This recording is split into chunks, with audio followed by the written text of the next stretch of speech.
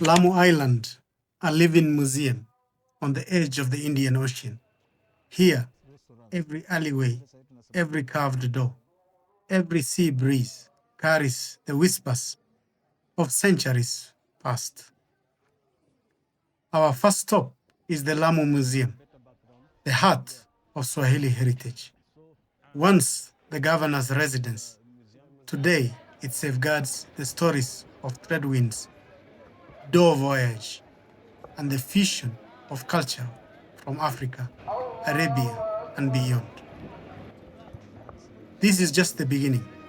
In the coming episodes, we will wander through ancient mosques, bustling seafronts, and hidden corners of this UNESCO World Heritage Site. But for now, step inside the museum and into the soul of Lamu. Lamu with Yassine Juma. Oh, there's fish there. Oh, fresh fish. Fresh fish, huh? So, and we could go inside the museum. The museum. Salam alaikum. Salamat. So this is a museum here. So this is the Lamu Museum. Just that now we come to the Lamu Yeah, Park. this is the Lamu Museum. We'll start here with the dhow. This is a typical Lamu dhow. This is the famous Lamu dhow. Yeah, this is the famous Lamu dhow. Okay. You can see. And it has every point of it has its own meaning. Is it? Yeah, and most of the wood would come all the way from Congo. And Okay. yeah, we had an expert. It was called Kijumwa, who made this one. And also made the one at the parliament, the big one at the parliament. It's the same guy who also made this one. Which parliament? The parliament in Nairobi, the National Assembly. in The Nairobi. National Assembly, yes. Yeah. So this is okay. basically the Lamu dhow. It's unique. Has a little bit different with the Zanzibar one. Yes. And the Oman one. There are variants of these dhows. Okay. Yeah, the Omani, Bajuni, Zanzibari, some variants. But basically, it's like that. Okay. You know, with some wordings there. You know, the Swahili say, nyumba ni mlango. It basically tells you just how wealthy or how the mercantile family is. So one had to show off just that we can manage. Yes, to, yes. You get to see. We'll see more when we walk in the old town itself. Okay. Huh? Okay. So we just so this one is borrowed from the Gujarati road door style. Huh? Okay. This brass. It was used to ward off elephants in India, because in India there are many elephants. Yes, Yeah. yes, So this one would, when it comes to, okay. it ward off. That's reasonable, but it's basically used for aesthetic here, Okay. not. Okay. So this would be used on in dhows. In dhows. Okay. We'll be using dhows to store water. Mostly. Okay. Yeah. Is The it, Portuguese would have used it for maybe mvinho. Okay. Mvinho is the wine. Yes. We borrowed many words from the Portuguese, like mvinho. Vinho is a Portuguese word. Yeah, mvinho. I never vinho. knew that. Vinho, vinho. Yes. That's wine, basically. Okay. Yeah. It looks like in the Somali context. Okay. It looks like the ashun, Okay. the one you make out of mud and clay to put to store water at home. Okay.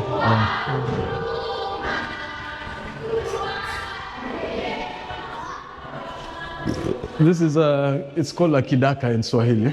Kidaka.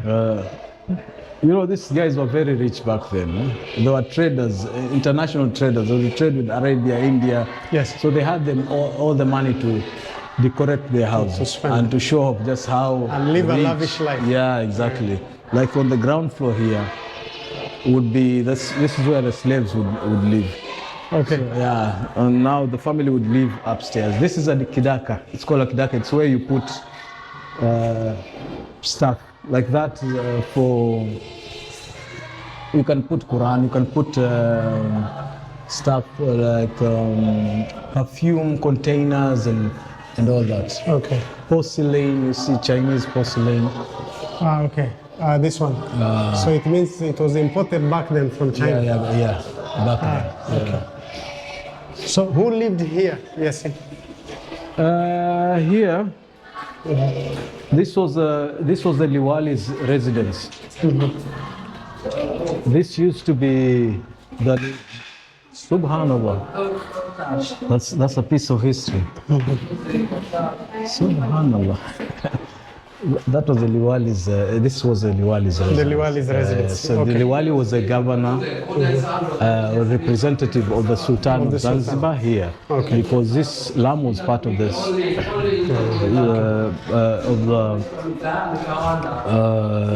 the Zanzibar Sultanate. Yeah. So we had Zanzibar, Mombasa.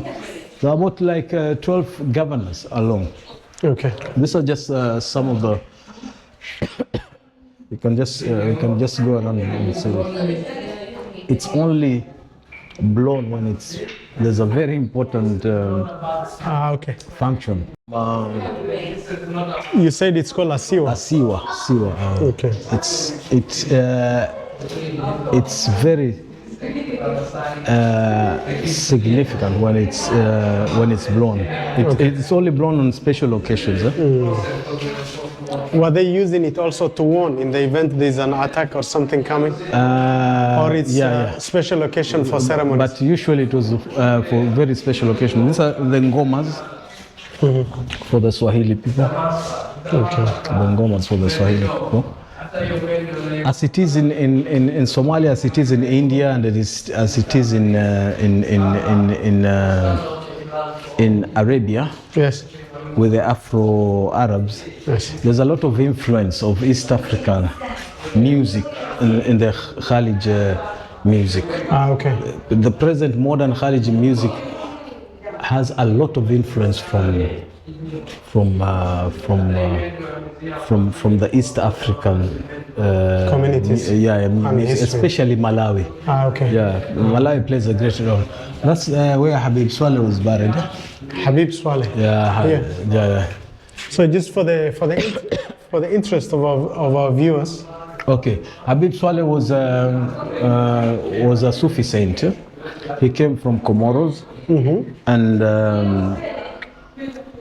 he came from Comoros, I think, around 1910, and settled here in Langoni. Langoni. Yeah, most of the newcomers in Lamu would settle in Langoni. The newcomers, Wageni, as they used to be called. Yes. Only the mercantile rich Swahilis would live on this side of the. Yes. So the Hadramis, Yemenis, the new Arabs would settle in Langoni, which was earlier a settlement for the slaves and the ex-slaves. So this guy started the Riyadh Mosque there. Okay. So he's considered as a Sufi saint, and he started the Riyadh. So every year during the Maulid, thousands of people gather to this island just to do the rituals of the Maulid rituals, okay. and they would visit his home. It's still maintained. You see it when we go there. I think you saw it. No, I didn't see it. It's just outside the mosque. Okay. But we'll see it when you go. So basically, these are just images. Lamu is known for Maulid. Yeah? For Maulid, every people year come all the way from Saudi Arabia, from as far as Warshek in Somalia. Yes. Because Warshek was also another center for Sufism. As people come as far as Egypt, North Africa for the annual Maulid. Okay. And the Maulid is basically the celebration of the birth of the Prophet Sallallahu Alaihi Wasallam. Okay.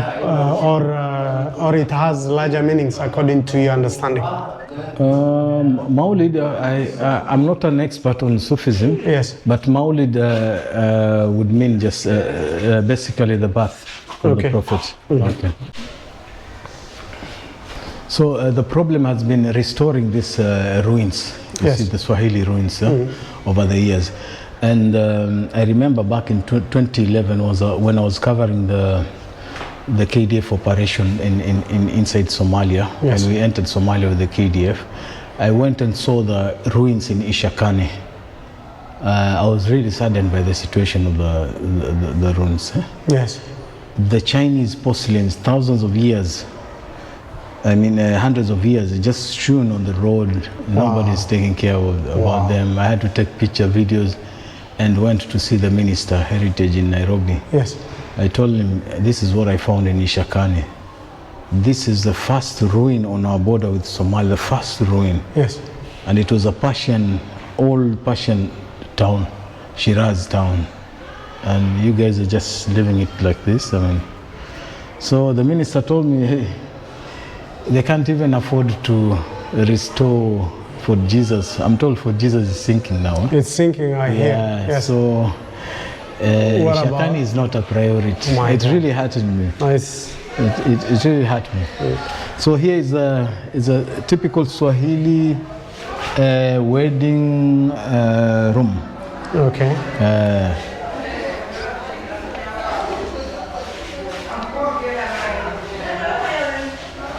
Of course, with the later influence from the Arabs, as you can see how the Bwana Harusi is wearing. Yes. He's sitting on a kiti cha enzi. You can come close just because of the lighting. So he's sitting at the kiti cha enzi. You can just show it. Okay, and maybe I could stop. Let me do it from this side where there's light. He's sitting.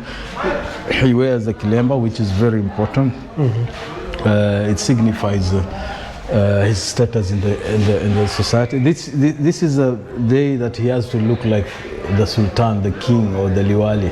So he has to look the best. You see? Okay. So when you're married that day, you are basically the Liwali of your house. Yeah, I think in all weddings, whether it's Somali wedding, you are the king that day. Yes.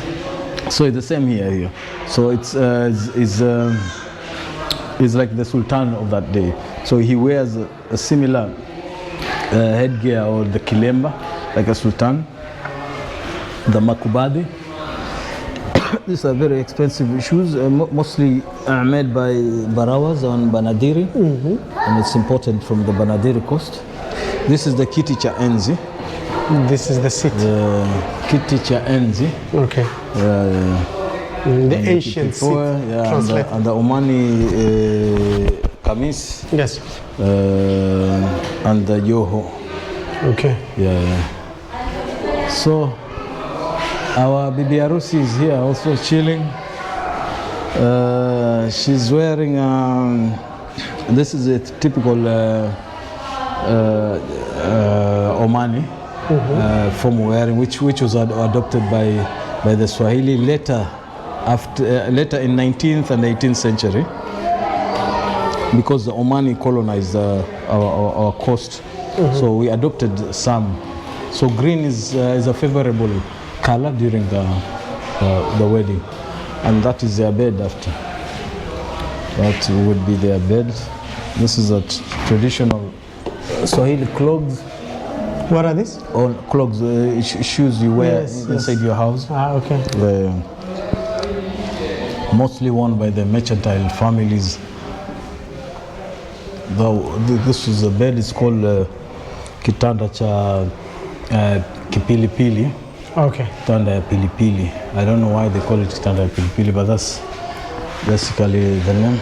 So pilipili meaning pepper in English. Yeah. Okay. Is it because of the first day of the wedding? No, I wouldn't think so, because it's in all Swahili homes. Basically, the beds are that style. It's Victorian style, but Swahilis adopted it. Yes. But it's basically this.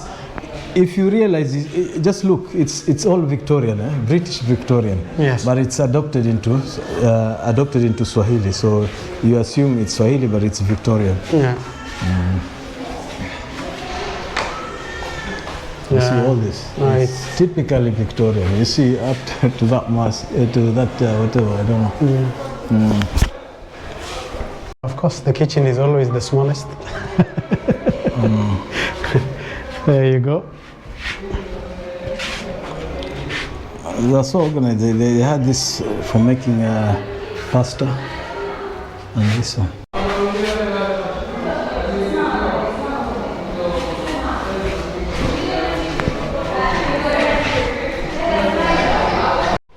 This was the Sultan of Aliwali of Mombasa. Ah, okay. My Mubarak eyes, bin Ali I bin can't Said. read. My eyes, I see Mubarak bin Ali bin Said Hinai. bin Hanai. Hinai. Mubarak. He was Aliwali of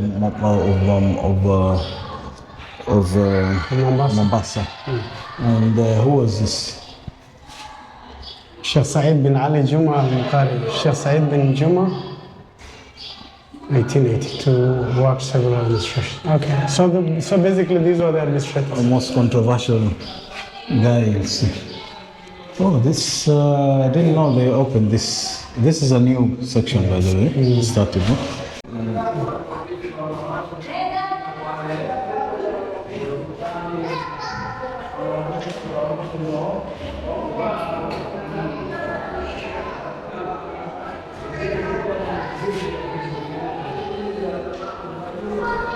So Yassine, if you could tell me a bit about this interesting guy. He was a trader, and his name was Tip Tip. Hamid bin Muhammad al-Murjabi. He's the most famous, or let's say infamous, slave trader Okay. in East Africa. Okay. He was a Zanzibari. I think here they put Omani just because this section is Omani, but basically you see he has negroid features. Yes, if you look at his face compared to the others. But all of this, all of them all had either their grandmother was a concubine, African concubine, mostly Oromo or Bantu. So most of them, like Bargash, Sultan Bargash, mother was Oromo. Okay. Interesting. So this guy, the grandmother was a Bantu. Okay. He's the most known slave trader of all time. He was also a sultan in Uterere, which is Eastern Congo. Ah. That's why people speak, Eastern Congo speak Swahili today. Yes. Because Sultan Said sent traders to go all the way to Eastern Congo for the ivory, and the slaves, and the gold. You see? So they decided, why don't you start a sultanate there? Since he had experience of trading in mainland Tanganyika and Congo, he was given that he was a very, very wealthy. So that there are millions of the black diaspora in Arabia, and Iran, and India. Yes. Most passed through his hands. Interesting. So he enslaved a lot of people. Okay. It's very interesting. People with, it looks like with African blood also took part in I've seen a lot of enslaving of the Africans themselves. Exactly. I've seen. He was basically an Arab because he's basically an Omani, a Zanzibari of Omani descent. Because of the father's side. Because of the father, even the mother, and they came from. Even the mother came from a noble family in Oman. So in it's just the grandmothers. So you'll find that in most of these had a grandmother who was because of the concubinage system in the sultanate. Yes. So so that's what is referred to as we call it in genealogy a TBT, whereby For instance, like I was telling you about my kids, my kids' great grandfather is a European and an Indian. So you'll find my kids might be dark, and they'll bear children at some point who would even look a European. Exactly. It happens so that happened to him. He was born with negroid features, but is because of what in biology we used to call the recessive gene. Okay. It's not active now, but at one time it's seen later that you had it. Yeah, exactly. Okay. So I think these are all the sultans of Zanzibar. Okay. This is an interesting place. You remember he's the last sultan of Zanzibar, Sultan Said, who died this year. Sultan Said Jamshid bin Abdullah al-Busaidi. Al-Busaidi was a dynasty that ruled Zanzibar. Okay. Remember, Zanzibar and Oman is separated. Yes. And a brother of Bargash took over in Muscat, and Bargash took over from Uganda.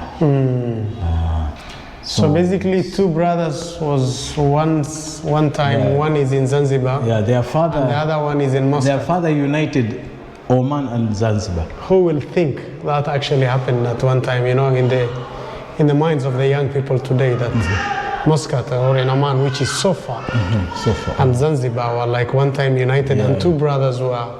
Exactly. Actually, the headquarters were in Zanzibar because the Sultan Said preferred to be in Zanzibar. He loved Zanzibar more. You know, the greenery, the agriculture, just the good life, and all that.